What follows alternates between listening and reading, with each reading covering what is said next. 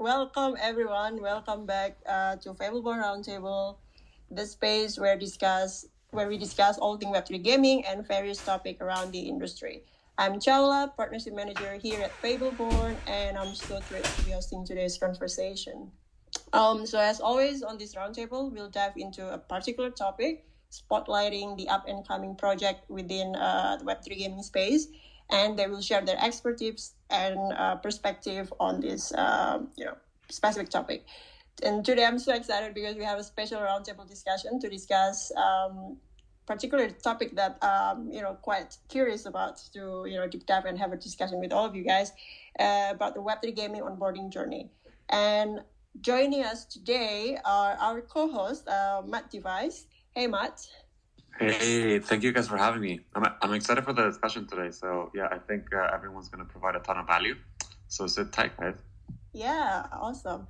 Also, we have Jonas, our front-end and marketplace developer here at Fableborne. Hey, Jonas. Hey, guys. Hello. Yep. Also, we have Lucas, our communications here at Fableborne. Hey, Lucas. Hey, everyone. Hello. And Brian. Hi, Brian, head of brand marketing at InfiniGODS. Hey, guys. GM. I'm very excited to be here. Thank you for having me. Yes, awesome. And also we have KFC developer at Chikn. Hey, KFC. Hey, guys. I don't know if I should call you KFC or Sam. KFC is good, KFC. KFC, okay, KFC. All right, now you make me hungry. Cool. We have Anli, co-founder at MetaDOS. Hey, Anli. Hey guys, yeah, nice to talk with you guys here. Awesome. And also we supposed to have Marty and Raini Games should be here in the speakers, but I'm not sure why they are missing. Artkin, yeah, I see you, Artkin, here. I send you invite, so if you can accept as a speaker, that would be great. Also, I see Marty before, but he's missing. Okay. Anyway, pretty. Oh, okay, you guys here. Morning, awesome. Everyone. Great to be here. Yeah, cool. All right, welcome to the space, everyone.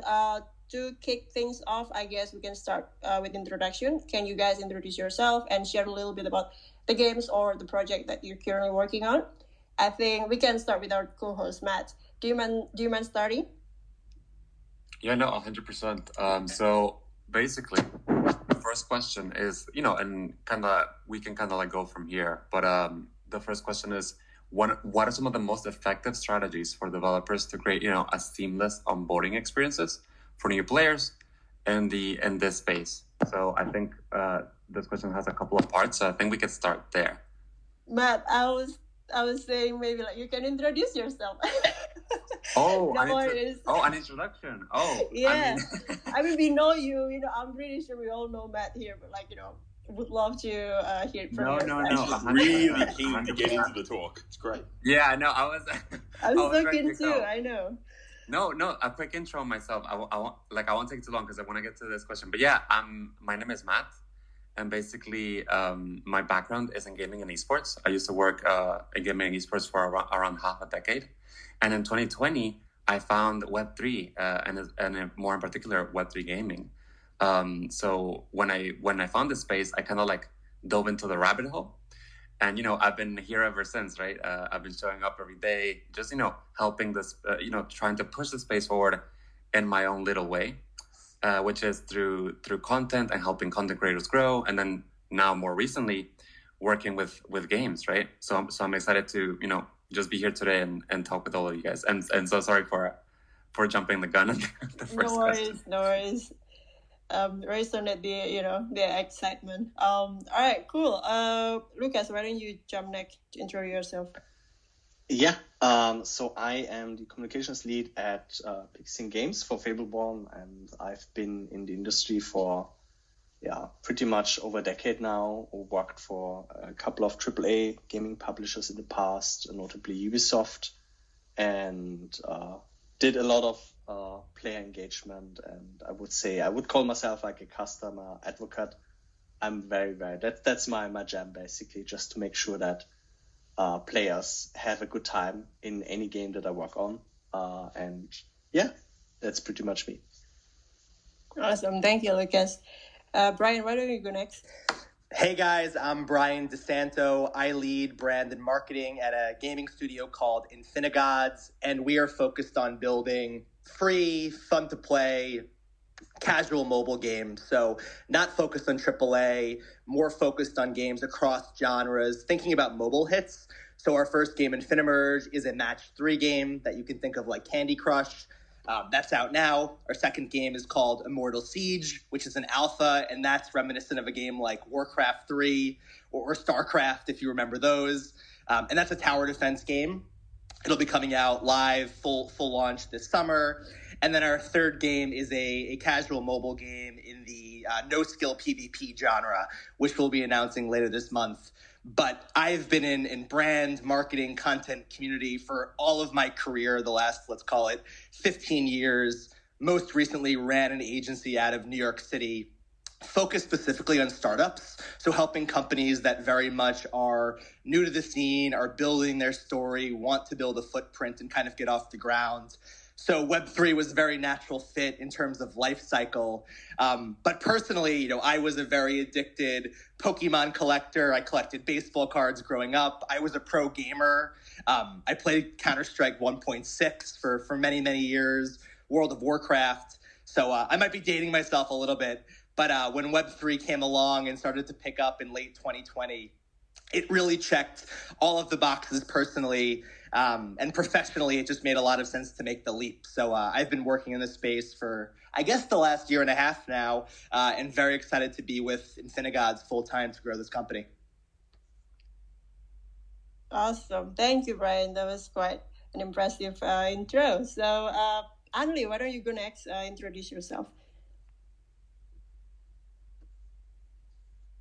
Hi guys.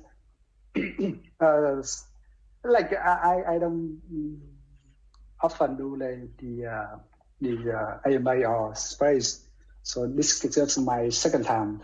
So I'm in like game industry for like 15 years. Like I started my career in Game Loft for 5 years. Then I started my first game studios, and my current company is my third game studios. So I like my project are mostly like 3D games, like online 3D games, like from Game Lab and until now, like we are working on battle royale game using time and currency concept, and yeah, that's it. Awesome, thank you so much. Well, we should invite you more into our roundtable than if it's only like your second times in Twitter Spaces. But yeah, thank you. Happy to have you here, Anli. And guess KFC, you want to go next? Yeah. Well, compared to all these bio from the previous guy, I'm definitely shy away from all these. Definitely. So many people might not know us. We're Chikn.farm. On Avalanche, we are NFT DeFi GameFi project. We've been live for over a year and a half now. So we currently have a closed alpha cockfight that actually we've been implementing. It's definitely not a AAA grade game, but it's a AAA grade in our heart. We've been working very, very hard on it. We did a cockfight teaser in the recent Avalanche Summit, which has happened last week. So a lot of our Chikn fan actually has seen the demo, sort of the video gameplay of our game. So in terms of the what you call the experience or biography compared to everyone else, I'm definitely shy away in terms of the number of years gaming. This is definitely our first game that we've been building. We'll try our best to build the best game for our community. Yeah, that's me. Awesome, thank you, KFC. I'm really excited for the upcoming cockfight. I guess you guys have a really been taking a timeline by storm these days. Definitely exciting. Marty or Arkin, you guys want to jump next? Yeah, sure. So I'm Marty. Online, I go by Alcatraz. I'm the lead designer at Raini Studios. I jokingly refer to us as a Web5 game studio. But yeah, we're working on our flagship title, Raini, the Lords of Light, which will be launching on the Epic Game Store later this year, or in the next couple of months. I keep saying later this year, but it's coming up really quick. We're measuring in weeks, not months now. My background before jumping into Web3 with Raini Studios, I worked as a consultant in the Web2 gaming space, primarily in mobile. I've done a lot of work around like player engagement, player retention. I've designed more game economies than I can remember. I've worked for everything ranging from solo indie titles all the way up to some of the largest AAA. I've worked with Apple Arcade, Netflix Games, 2K, Digirati. Been in this industry just a very long time. But definitely enjoy taking all the learnings from Web 2 and bringing them into the Web 3 space. Awesome, perfect. We all here bringing something we learned from Web 2 to Web 3 pretty much, right? And last but not least, Jonas, front end and marketplace developer here at Fableborne. You wanna introduce yourself? Yeah, hello guys. So I don't know, like Charles said, I'm a front end and marketplace dev in Fableborne. I mean, I don't have that big of a background, you guys, like 10 years, etc. But I discovered Web3 a few years back, and I just kept up from that point. I mean, like at the moment, I'm responsible for a lot of things in Fableborne, which is quite new for me, but it's really interesting to work on. And that's the whole meeting. We're going to be talking about the onboarding journey. That is like a biggest part for me to plan and do now. I mean, yeah, not too much about me, but get back on that one. Awesome. Thank you for the intro, guys. Great to have you all here. So now we get to the questions. I guess I'll start after the first one. All right. So when we talk about this Web3 gaming onboarding, right, we know that it's currently, one of the, I wouldn't say issue, but more like a challenge for everyone who's building in the space to address. Everybody's trying to onboard more users, bringing mass adoptions and so on. So I guess the question is, from your experience so far working in the space or working, the project that you guys are working on at the moment, what are some of the most effective strategies for project to create this seamless onboarding experience for users? I think we can say, both in the games and social or community platforms. Anybody would like to start? Feel free. The floor is yours. Yeah, I'm happy to sort of jump in here on this one. I'll talk more from the game perspective because our actual community was very well established by the time I actually got involved with the Lords of Light as a project. Probably the biggest thing that we're really trying to do with regards to like the onboarding process is look at what's worked in the past for traditional games. Unfortunately, there's not enough people in the Web3 gaming space to build really robust, large communities at this stage. We are in the middle of the bear market, unfortunately. So we're sort of taking a very different approach where we're actively building a game that will have widespread appeal amongst traditional gamers. We're making sure that we don't front load any of our Web3 requirements. So, you get rid of all the whole, like, you must have MetaMask, you must have a wallet, you must understand what a blockchain is, you must own a founder's pass. Like, just get rid of all that, build a true free-to-play game, and think of the Web3 engagement layer more as a optional and an end game style experience for your really hyper-engaged users. By doing this, you've, instead of having access to the relatively small pool of Web3 gamers, and for ourselves, then you've got within Web3, you've then got like the subcategory of people who are interested in like trading card games. Instead, you've got the ability to target this, the literally hundreds of millions of gamers that exist around the world. And in doing so, have them get involved in your game, have that, really awesome, fun core experience. And then you can sort of onboard them into Web3 and down that path from there. 100%. Yeah. You can get Jinx. See? We've been working for way too long. Now I know, we're right? like complimenting our sentences. It's horrible.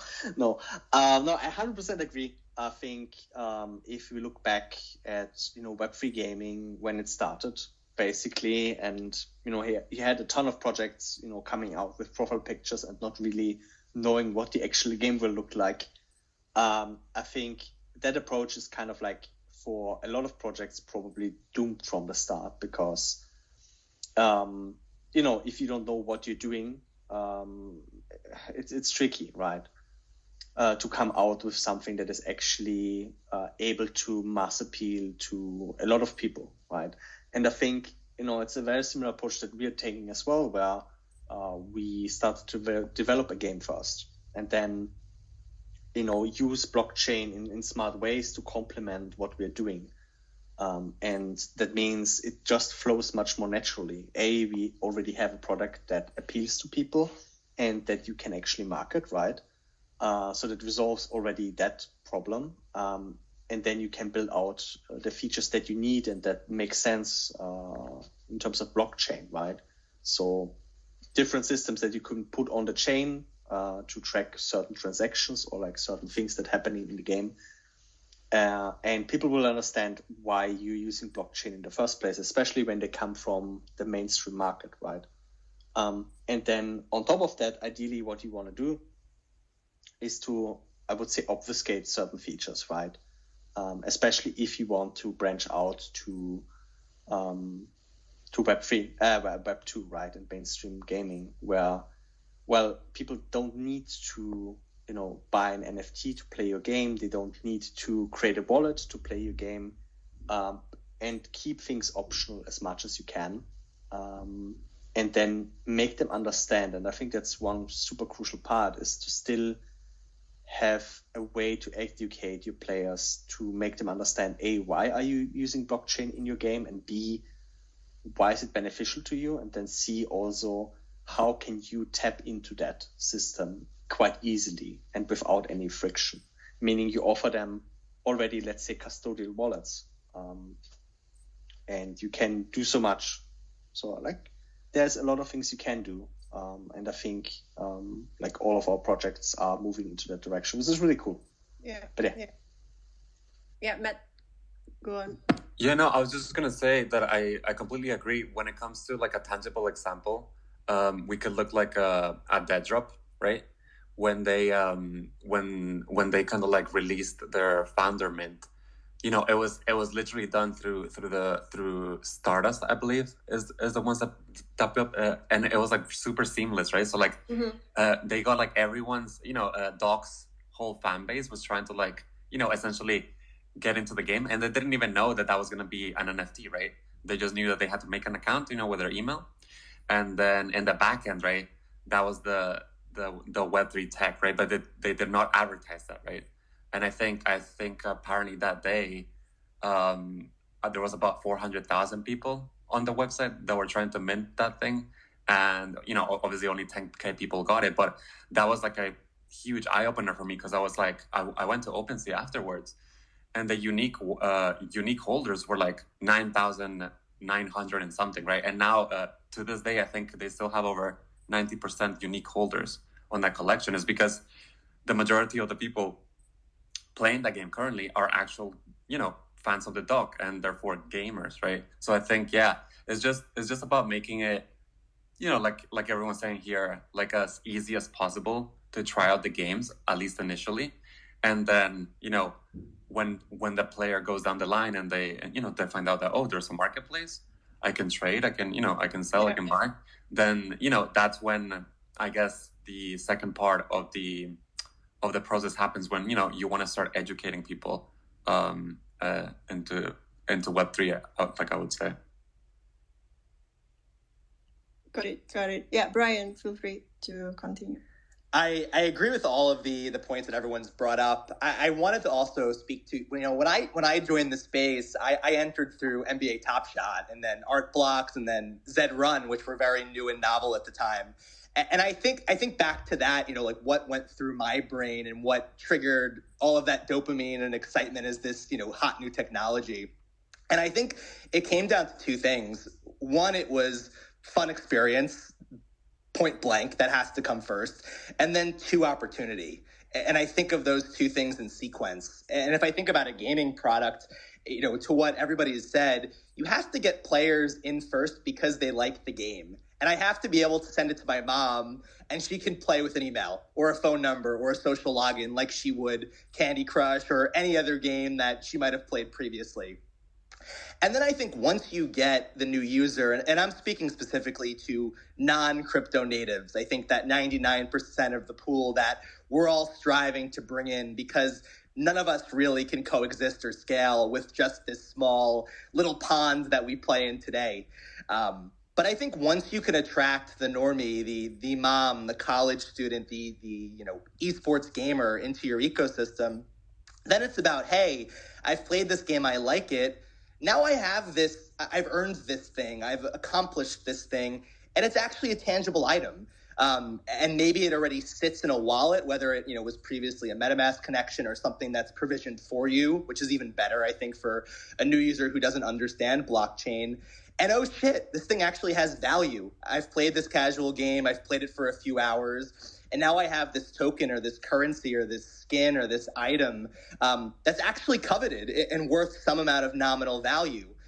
And I think once you have that progression, this game was fun, I like it, I want to keep playing it, but two, I've actually acquired something of value that people want, you all of a sudden are incentivized to go through the steps of, oh, now I want to set up a wallet through MetaMask, and I want to learn how to use OpenSea, and I want to pay gas to list this thing and approve it for the first time. And then you have your first sale, and you have that light bulb moment, and then hopefully by then, you're sort of red-pilled on what Web3 and blockchain can do. But when I think of onboarding, that's the kind of first experience I hope someone to have. I want you in my ecosystem because it's fun, and then I want you to have that opportunistic moment. Totally. KFC, I see you raising your hand. Yes, I mean, look, everyone had mentioned that it's all, the concept is actually really agreeable, but it's really hard to actually achieve it correctly to get onboarding a new user. From Chikn point of view, we took a different approach. We tried to turn a very simple concept like chicken lay egg, and we feed chicken, you get bigger, lay more egg, in a way to introduce the user to a DeFi GameFi world where you roost your chicken, which is basically staking your chicken, and you earn a reward, which is feed, and then the feed token you feed your chicken to lay more egg. So we sort of create using a much more using a traditional simple approach of everybody understand chicken lays egg, and in using that concept to introducing new player into the DeFi GameFi world. And I agree with the onboarding of a typical Web2 or even my parent or even my friend who actually doesn't know anything about MetaMask. That is something that has been really, really hard for any Web3 game to achieve today. Because a lot of people are saying a lot of even tech savvy people might not even save their MetaMask key phrase and all this stuff. So it's a lot of things that onboarding user have been really difficult up to today. And we recently came across an EIP standard 4237, which is something really interesting that we thinking of hopefully introducing in the near future to actually make the onboarding user much more seamless. And, where the user doesn't have to have an understanding of concept of wallet or gas fee or approval, but they actually interact directly on blockchain. So this is something that we is looking toward implementing that in the near future, so that hopefully our onboarding process would be much more seamless.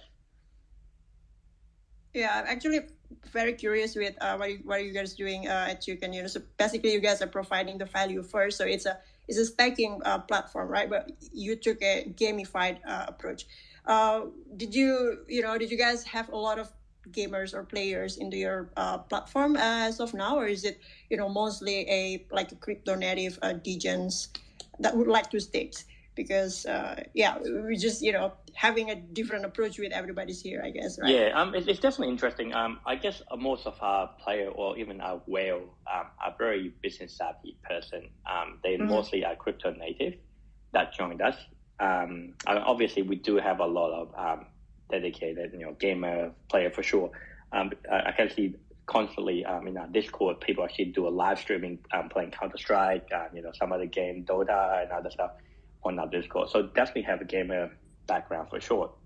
But generally our customer or our community member are very well educated in a crypto world. So most of them are, obviously there are some new, but most of them actually have been in the industry for quite some time already.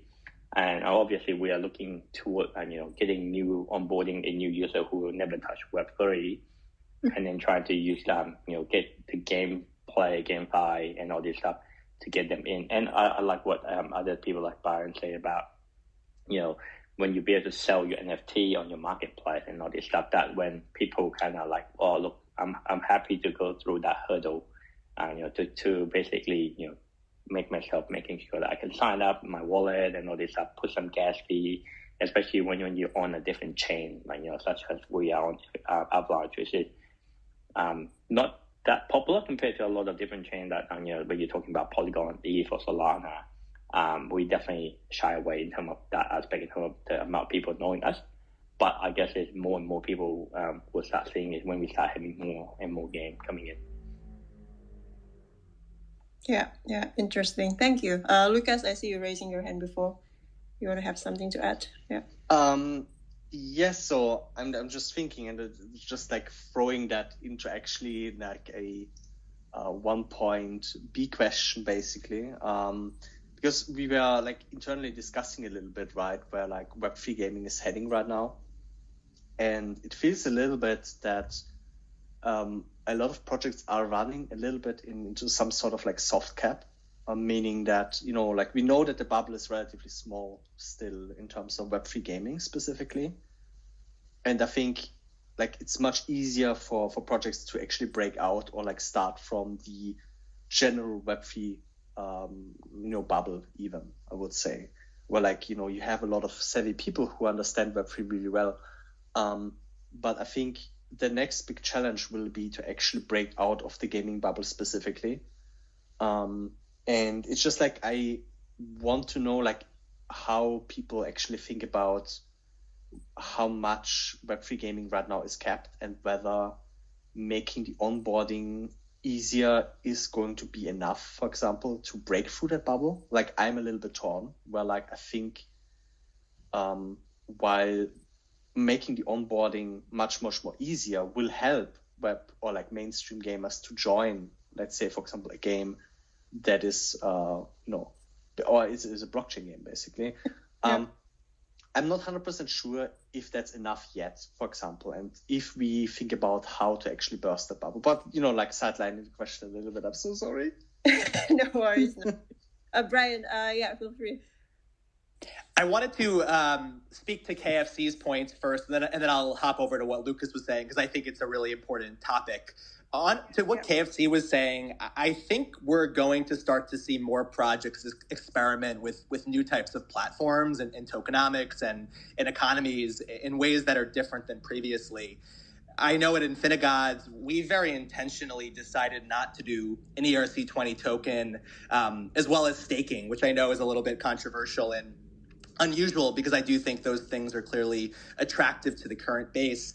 But we opted to create a platform that we call the Shipwright, which effectively is a factory that lets players convert their off-chain items into on-chain items and vice versa.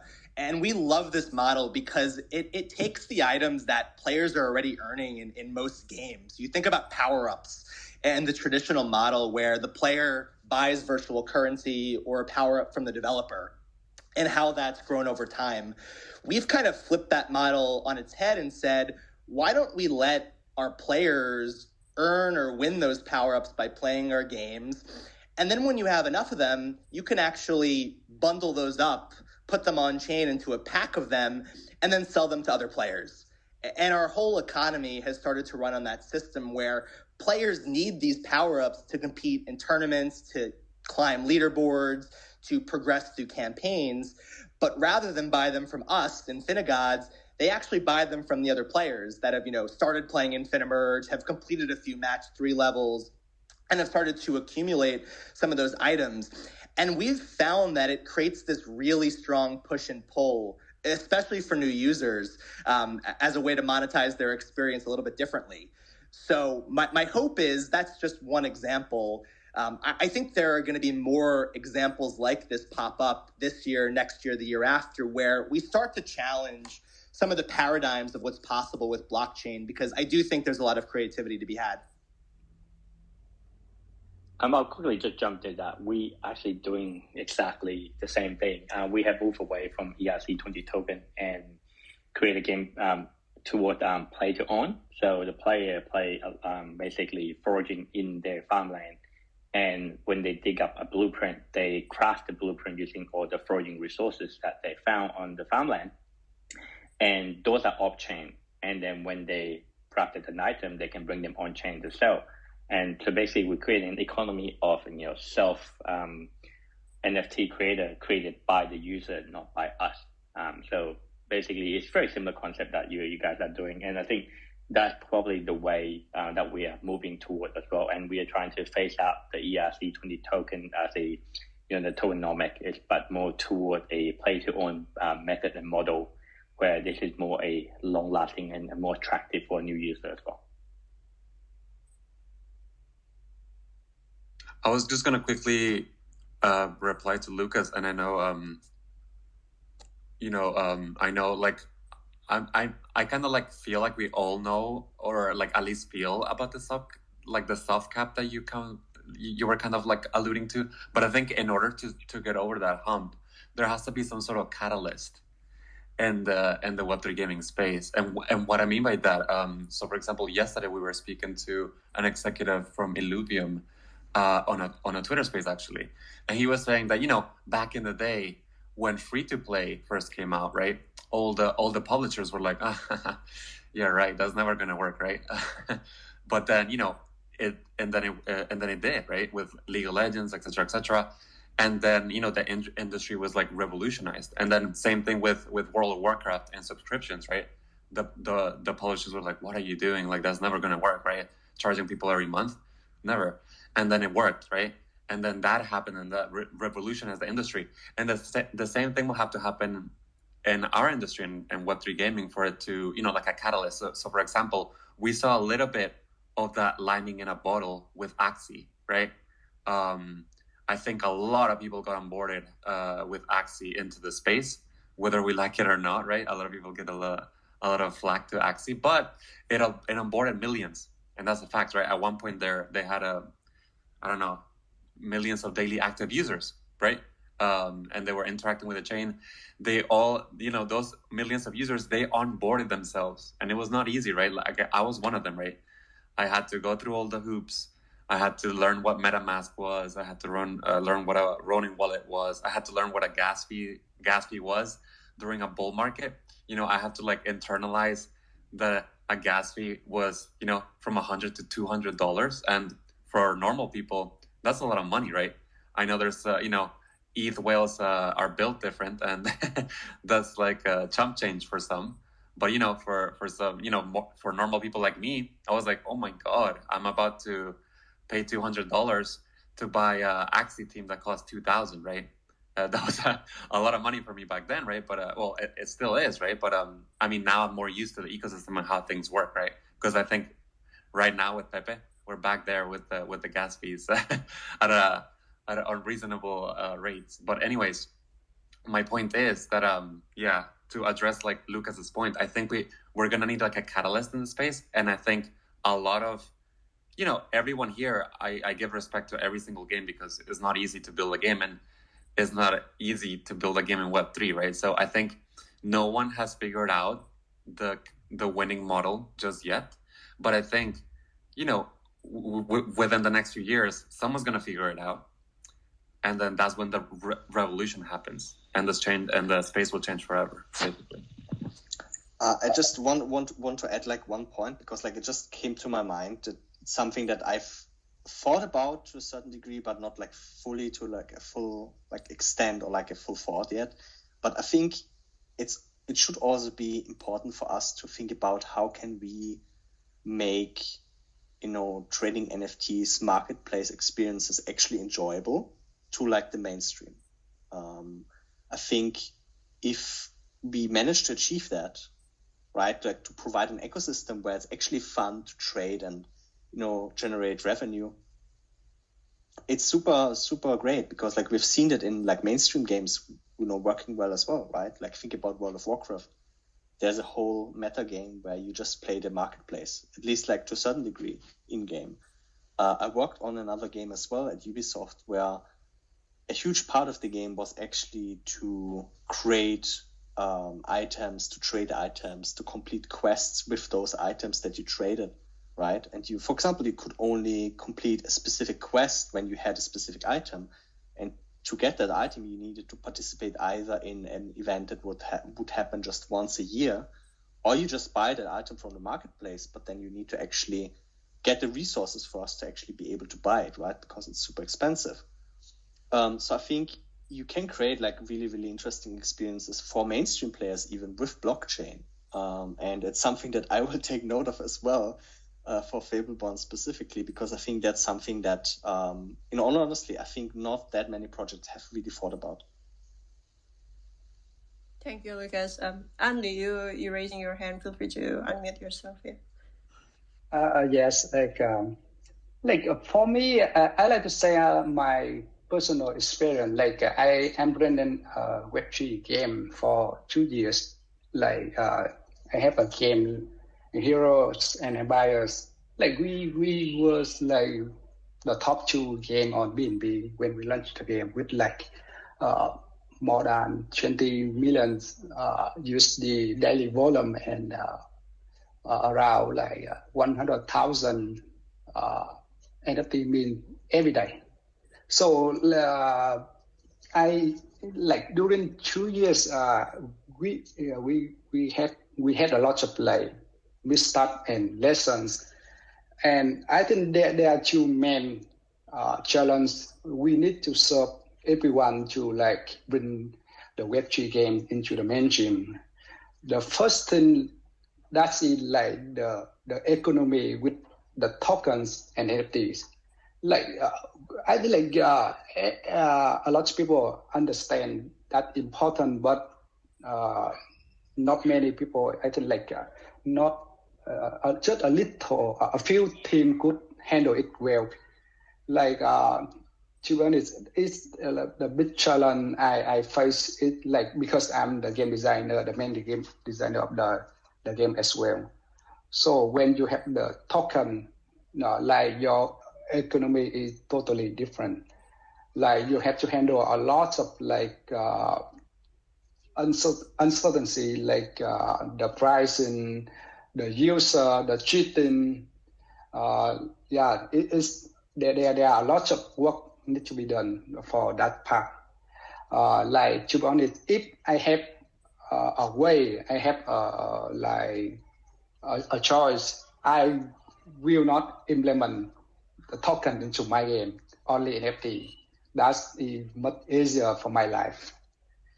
And the second thing, about the user experience that you guys mentioned, but I will not mention about the game experience, because we have to do it well to have the user it's the most.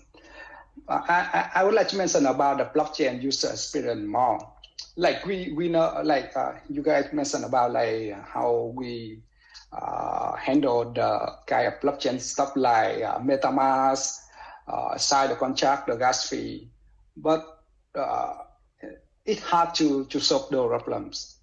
When I started MetaDOS, I plan to launch on BNB and then Solana, and we end up to launch on Avalanche subnet, because with Avalanche subnet we could build a completely new experience for the user. For example, in blockchain, our subnet, we don't have gas fee for the transaction, for the user transaction, so they don't have to pay the gas. And we are working on kind of custodial wallet for the user. So when my players, they register an account for MetaDOS, they have a built-in wallet. So it acts like user inventory. For the Web2 user, they don't need to care about it. It's just kind of inventory. They have the item. They could sell the item in marketplace, or send the item to other players, what they do with MMO MMO games or other online games. And if they want to step into Web3, they could transfer the access into their personal wallets or even connect their MetaMask wallets. So that are some steps we touch when we want to improve the user experience for Web3 games. Yeah. For sure. Thank you, Anthony, for sharing. Marty, I see you raising your hand before. Yeah, I just want to touch on the point of how do we make the marketplace or the trading or that aspect of game design engaging and sticky to the players. And it's a lot of people in Web3 seem to be approaching this from the concept that this is a brand new problem to solve, and it's really not. There have been a lot of games that have done this in the past. WoW is a great example. EVE Online, has been doing this for literally decades. Star Wars Galaxies, if you're old enough to remember that, was a brilliant example of a really solid player-driven economy system. And it's things that's reach out to Web2 designers and consultants. There's plenty of people that can help build these systems, but it's a lot of fundamentals that we need to be looking at. It's bringing those activities into the clients. It's not requiring a scary MetaMask pop-up that says that you could lose every single thing in your wallet if you accept this, when you connect to OpenSea and stuff like that. There's a lot of UX friction that needs to be solved on the tech side. And I know they got name dropped earlier, but Stardust have some really great solutions around that. If you're not talking to them, you really should be. Shout out to them. They're an amazing team. But yeah, these aren't new problems. These have been solved in gaming for literally decades. It's just, how do we take the learnings that have already been, have been done by MMOs, by, free to play, and just bring them into, the 21st century. Yeah, thank you for sharing, Marty. Actually, Jonas, as a marketplace developer itself, you might also have a thing or two to share your experience here with everybody. Yeah, I mean, it's a lot of things you covered, guys, along the way. But from my experience and from gaming, what I noticed, in general, for marketplace, everyone is just searching for simplicity. Everyone want to have seamless experience, and as well what I see the problem is that going back to all the games we have, and they have a marketplace that we can learn from that one, but it's only free to play, and you only trade between the game. And I think so combining Web3 and gaming industry and everything, it's possible to achieve, I guess so. And and blockchain. I mean, it's hard to I guess so. That's from my part. Nice, thank you guys. Great insight. I think to kind of summarize what we talked just now in the very first part of discussion. In the past, when I say in the past, it's literally 2 years ago, right? In the beginning of a Web3 gaming space, we used to think that the audience targeting in this space is focusing on players who are kind of already familiar or interested in the blockchain technologies, because these users are more likely to understand and appreciate the unique proposition of Web3 gaming. But as we can see now, as the industry is growing and maturing, I guess, the sentiment is also changing. If you can attract and onboard regular users to be part of your project, there's got to be something's off, probably with your onboarding journey, right? Maybe it scares people off or something, I don't know. Well, it's just the way how the market growing with the audience. I mean, it's a good thing. It leads us to these mass adoptions, right? All right, Matt, do you want to shoot the next one? Yeah, no, 100%.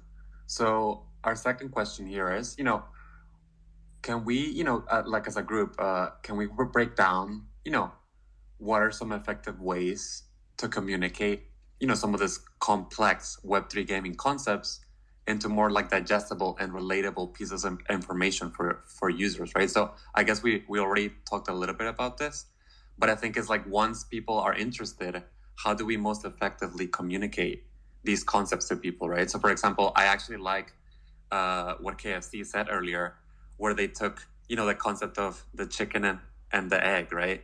To kind of onboard people, and because that's very easy to understand, right? A chicken lays eggs, right? So if you stick your chicken, you get eggs, right? So I think I actually love that concept, right? Because, for example, I'll give you guys another thing that happened. Someone explained how they're literally like an executive in Web3, and they had to telegram two different people with a PhD to onboard themselves onto like a game in like the Wax network or something like that. So this guy literally needed help from multiple people with two doctors, basically, to onboard themselves to like a game in the Wax network, right? And I'm like thinking, Jesus Christ, you literally need like a PhD in DeFi to understand some of these concepts, really? That seems a bit backwards, right? When when one of the biggest challenges we're trying to solve is this. So yeah, like, how do you guys think is the best? Like, so for example, I've seen many things. I've seen anywhere from like YouTube videos to like literally comprehensive, easy tutorials to digest on like the UI itself. There we go. We got some hands. We can start with Lucas and then we can go to Jonas. Oh, good. So I think like while like for me, like tutorials or like guides or like anything that you can post on that's outside of the game, I think that is just kind of a patch solution for me. Like, yes, it kind of ish works, but it's not perfect. And I think if we look at mainstream gaming and how very complex games are, introducing people to concepts within the game, right? I think we really need to look at that and see how we can do a very easy onboarding, right? So looking at, mobile games, right? You introduce concepts very slowly and you make sure that your first-time user experience on mobile games is really, really optimized. It's really the core of the retention. If you don't get that onboarding right, you lose people, right?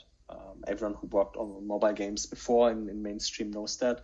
And that's what we should aim for. And then the second part is, I think that makes also very much sense, is to introduce concepts that are explainable within the game design or even the lore itself of the game. It depends on what projects you're talking about, but with Chikn as well, for example, like it's a perfect example because it makes sense, right? You understand it immediately, and that's how you need to approach it. And then, yes, you can do tutorials, you can do guides, but realistically, not everyone is going to be exposed to them. Versus if you do that from the game design, and do a really, really crisp onboarding, everyone will be exposed to that. So that makes the most sense. And then you need to also take into account that if you have already people who are Web3 savvy, for example, you need to still give them an opportunity to onboard faster. So to, for example, skip the tutorial, etc. But I think to just boil it down to one sentence is make it in the game and make it proper. Thank you, Lucas. Brian or Jonas? Yep. Damn, Lucas, you covered half of what I wanted to tell. But I mean, from my perspective, because as I'm a front-end dev, like the intuitive UI/UX design is the most important, I think, so part for user to be on board. Because like you can have tutorials, you can have, I don't know, any like social and community integration, etc. But like if you have proper flow that with few only steps, it leads you and explains more information. I think so. That's the best onboarding is. It's like from my point of view, because I love, if everyone knows RuneScape, I'm playing this forever. So like comparing that game, this game doesn't have any introduction at all. You have to go through like videos and read. So like the new users usually give up after like a few hours because it's quite heavy. And I think so like just follow this simplicity and just go with the intuitive UI/UX design. That's maybe my perspective. Awesome. Yes, Brian. I totally agree with what both Jonas and Lucas said about Fatui, in-game tutorials. That has to be in place, I think, for any traditional gamers to onboard. But I wanted to talk more to the comms and branding side of things, because I think the space collectively has a huge branding problem, where we are so overly fixated on the technology and talking about how things work, how things run, when for the most part, gamers don't care. They just want to play fun games and have fun experiences and not have to worry about the rails. I think back, my first job out of college, I worked, this is, I guess, 15 years ago, I worked at MasterCard, the payments company, in their emerging tech division. And at the time, we were trying to launch NFC, which is effectively tap and pay. And it's so ubiquitous now. Everybody uses it. You don't even swipe your card anymore. But I remember when we launched that product, there was such a hyperfixation on how does this thing work? How are the rails running? How is it secure? X, Y, and Z, all of this jargon. And nobody used it at the time because they didn't understand it. And it was never positioned in a way that was consumer friendly. And I think back to that a lot, because I do think there are a lot of corollaries with Web3 and NFTs today where, for the most part, when you look at NFT projects, Web3 gaming projects, people talk ad nauseum about blockchain, NFTs, tokenomics, all wallets, all of these words and this nomenclature that, for the most part, the majority of the world doesn't care about or have the time to think about. And even what Lucas brought up about teaching gamers and players how to onboard, nobody's going to read a white paper. And that's how the vast majority of projects, teach game mechanics. It has to be native. When you land on a game, you have to show me how to play through actual gameplay and through logical flows and loops. And I think we're getting there. But I think as marketers and branders, we all need to make an effort to communicate in a way that's native. And that's even as simple as, and I think Anne brought this up, when you log into a game and you have your items, call it inventory. Don't call it a wallet, because that's what a gamer understands. A marketplace can be an auction house, like we've seen in EVE Online or World of Warcraft or Diablo for decades. I think there are learnings and tropes and paradigms that have existed in gaming and have worked incredibly well. Let's not push those by the wayside. I think bringing on Web2 experts that have built games, have built game economies, is the best thing any Web3 gaming project can do, because I think those lessons are wise and valuable, and we should use those. Awesome. Thank you, Brian. All right, guys, thank you so much for sharing your insight. I would love to go through more questions and discussion point, but we're almost running out of time. So, I have to be respectful of everybody's time here. Before we wrap up our discussion, actually, let's get some updates from each of you. If you can, spill some milestones update or something, when we can expect your next project updates or releases. When means when alpha and all these things, absolutely would love to hear from you straight away. Raini, Marty from Raini, if you want to start. Yeah, for sure. Yeah. So our game is currently live in open beta. We've got multiple tournaments running every week with our friends over at Bloomint. So it's completely free to jump in. You don't need to connect a wallet. You don't need to, understand what Web3 is. You can just come in and play a really fun trading card game. And we'll be doing our full launch on the Epic Game Store, in the next couple of months. We haven't actually locked in the exact date yet. We're waiting for Epic to get back to us for some launch-related activities. But best bet, just follow us on all our socials. I try to post as many memes as I can on Twitter. But if you're into just, Hearthstone meets Magic the Gathering meets the sense of humor of South Park, then please come give the game a try. Awesome. Thank you so much. No, actually, totally forgot that today I was going to touch into that plan of you guys have a plan to launch an Epic Store. So there's something, we'd love to hear more, how it came to that decision. But anyway, again, I would love to respect everybody's time here. So, Chikn, updates and milestones, please. Yeah, so we're gonna replace the same thing that we mentioned in the summit.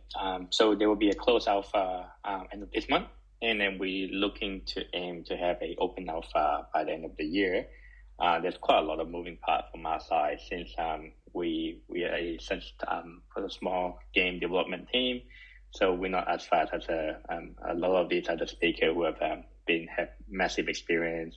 Who can actually build a lot faster than us.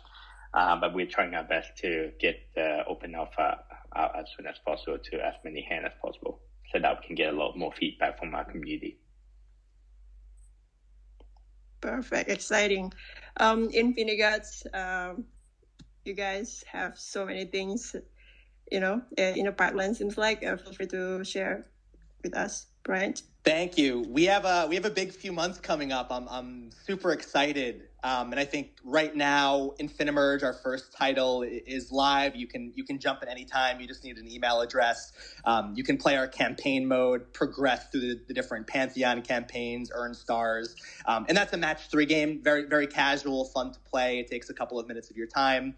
Our second game, Immortal Siege, we just launched the closed alpha. That's a tower defense title, akin to Warcraft 3 or StarCraft. The graphics feel very similar.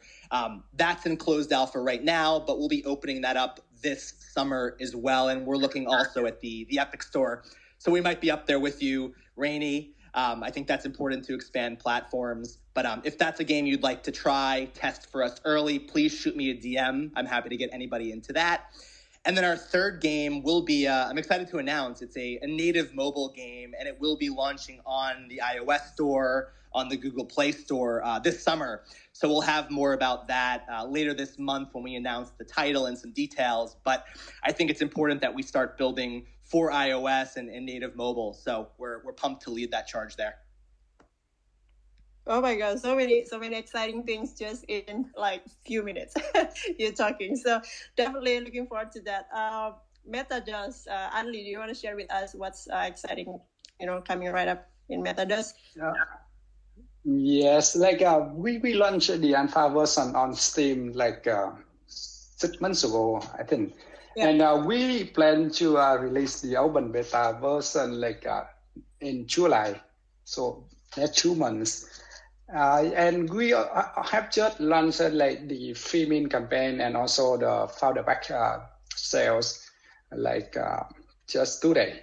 So there's that's news. So I think we are among of the first game launched like the open beta version in this group.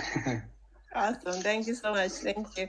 And last but not least, Lucas, you want to share some of, unofficial announcement? I can what I can share. So we're actually going to announce our next playtest relatively soon, very, very, very soon, I would say. And in the next playtest, we're gonna actually include the player progression that the team has been working on. So basically, you can earn player levels now when playing the game, and then unlock content, which is really, really cool, and might be a little bit off-putting for some because it's gated content. But it's really cool for long-term progression. So we're gonna see what players think. And our playtests are really, really important to just drive really the development of the game and see how we can actually mold and shape the game to our audience. And we have cool other things planned that I can't talk about this month, but what we're gonna start over in June and July is going to start talking about our mint and what we're doing with our mint, our strategy behind it, and what players can expect. We have also really, really interesting plans for that. I want to keep it a little bit of a secret for now, but we can be pretty much excited about it. I think the team has been stoked, and I think Jonas has been sweating to get the marketplace ready for that. Yeah. But yeah, we are super stoked to announce further like how the mint will look like soon-ish. Nice, thank you. No, that's perfect. No, I'm not sharing too much, but still, teasing. All right, definitely looking forward to all these upcoming updates. Thank you, Brian, Andy, Jonas, Marty, KFC, and Lucas for joining us today. We wish you all the best with your projects. And to our listeners, thank you for tuning in to Fableborne Roundtable, and be sure to follow Rainy Coin, Play MetaDOS, InfiniGODS, Chikn NFT, and also Matt Device. Check out their exciting updates. And if you haven't already, don't forget to follow Fableborne and join our community at Discord to stay updated on the next roundtable and exclusive project milestone updates only in Discord. So until next time, thank you everyone. Have a good day and a good night. Thank you. Thank you. Cool, thanks guys. All right, thank you. Bye. Everyone. Bye-bye. Bye.